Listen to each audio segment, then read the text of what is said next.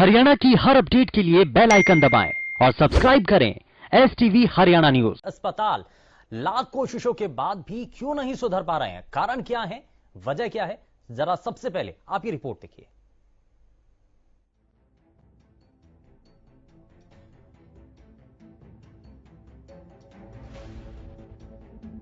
क्या फायदा इतने बड़े सिविल अस्पताल का?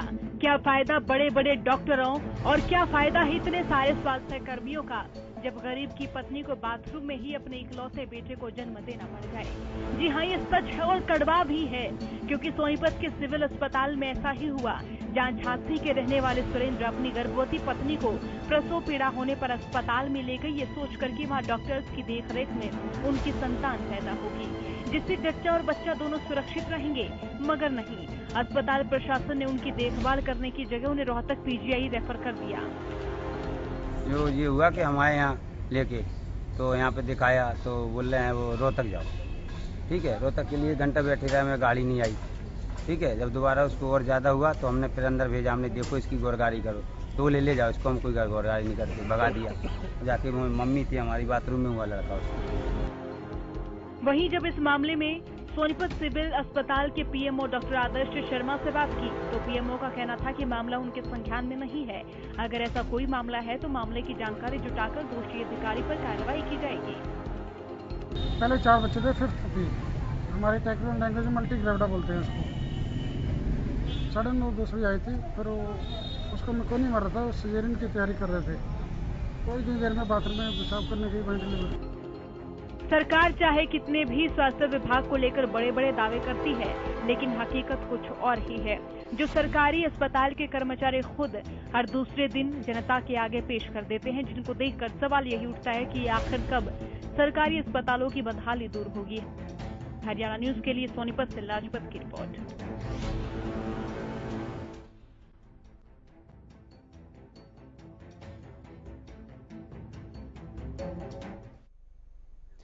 तो सरकारी अस्पताल आखिर सुधरने का नाम क्यों नहीं ले रहे हैं और क्यों लगातार कोशिशों के बाद भी सरकारी अस्पतालों के भीतर व्यवस्था बदल नहीं पा रही है?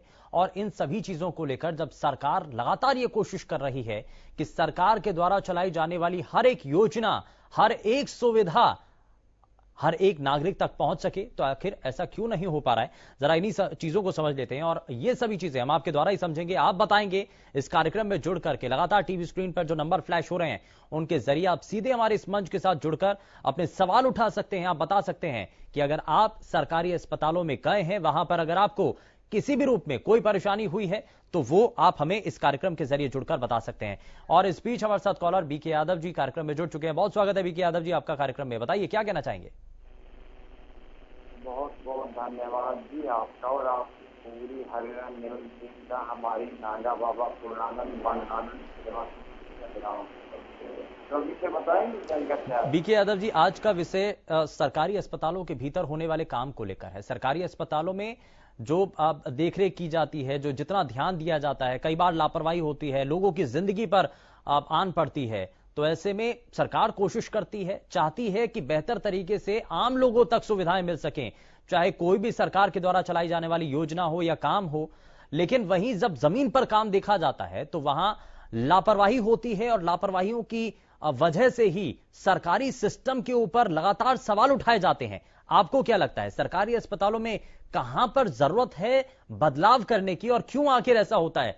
सरकार की इच्छा शक्ति होती है, सरकार चाहती है कि बेहतर हो, लेकिन हो नहीं पाते, कारण क्या लगते हैं आपको? मैं कहना चाह रहा हूँ कि सरकारी हॉस्पिटलों में न तो डॉक्टरों की व्यवस्था है, न तो मशीनों की सुविधा है। आवाज कहाँ नहीं आ रही जी? नहीं, आप बताइए, अपनी बात रखिए सर, आपकी आवाज सही तरीके से पहुंच रही है। हाँ, मैं ये कहना चाहता हूँ, जब तक ये हमारे जो माननीय है इनका तो इलाज तो करके प्राइवेट हॉस्पिटलों में होता है नेताओं का, या बड़े अधिकारी होते हैं वो अपने प्राइवेट हॉस्पिटलों में करवाते हैं। सरकारी हॉस्पिटलों में कोई सुविधा नहीं होती और आम जनता जो गरीब होती है उसी का इलाज, इसमें गरीबों का बेचारा इलाज होता है, गरीब आदमी की कोई सुनवाई नहीं होती। ऊपर से जो स्वास्थ्य का जो बजट होता है वो भी पता नहीं कहाँ गायब हो जाता है। जनता के नाम पर तो लागू हो जाता है, लेकिन आम जनता तक पहुंचता नहीं। अभी ये जो आयुष्मान जो भारत योजना में लागू की है, कितने लोगों तक पहुंचे इसका लाभ? चाहे लोग दर भटक रहे हैं, किसी परिवार है या फिर पात्र व्यक्ति है, किसके अधिकारियों की चक्कर काट रहे हैं, बड़े बड़े डॉक्टरों में किसी घूम रहे हैं, सरकारी दफ्तरों में कार्यालयों में चक्कर लगा रहे हैं, लेकिन उनको पात्र जो है उनको योजना का लाभ नहीं मिल पा रहा। सरकारी जो सिस्टम ऐसा ही है, सब अपना जिम्मेदारी समझते नहीं। जी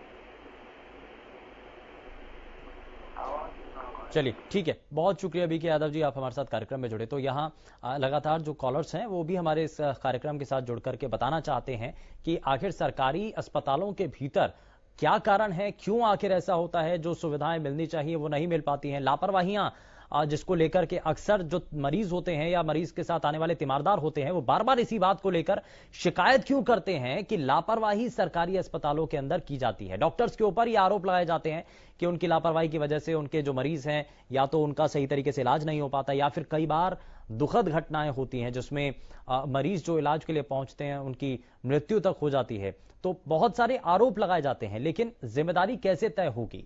जो अस्पताल प्रशासन है, बड़े अधिकारी हैं, क्या वो इस पर ध्यान देंगे? क्या वो इस बारे में सोचेंगे कि अस्पताल में आने वाला कोई भी मरीज बड़ी उम्मीद के साथ आता है, इसलिए आता है कि वो जिस परेशानी से जूझ रहा है, जिस मुश्किल दौर से वो इस वक्त जा रहा है, कम से कम वो अस्पताल में जाए तो उसकी हर एक परेशानी जो स्वास्थ्य संबंधी है वो दूर हो सके, वो कम हो सके। लेकिन अगर वहां जाकर लापरवाही होती है और उसके इलाज में अगर देरी होती है या ढिलाई होती है, तो ऐसे में उसकी जान पर फिर से बनाती है। यानी कि जिस उम्मीद के साथ वो आता है, अस्पताल में ठीक होने के लिए आता है, जब वहां पर वही चीजें नहीं हो पाती हैं तो बड़ी मुश्किल हो जाती है। आखिर सरकारी अस्पतालों की स्थिति आखिर क्यों नहीं बदल पा रही है? इसीलिए यह बार बार सवाल उठ रहा है। और लापरवाह जो डॉक्टर्स हैं, जो स्टाफ है, आखिर उसके खिलाफ क्या कार्रवाई होनी चाहिए, ये एक बड़ा सवाल है। हालांकि कई बार ऐसा भी देखा जाता है कि डॉक्टर्स के ऊपर हमले होते हैं, वो भी निंदनीय है, लेकिन वो आक्रोश का एक रूप भी है। क्योंकि जब ये कहा जाता है कि लापरवाही बरती गई है स्टाफ की तरफ से, तो ऐसे में यहां पर यह भी तय होना चाहिए कि लापरवाहियां नहीं होनी चाहिए और स्टाफ की तरफ से मरीजों के साथ सही तरीके से सलूक होना चाहिए, बर्ताव होना चाहिए, और तभी जाकर के जो पूरा सरकारी अस्पतालों के भीतर का सिस्टम है वो बदल पाएगा।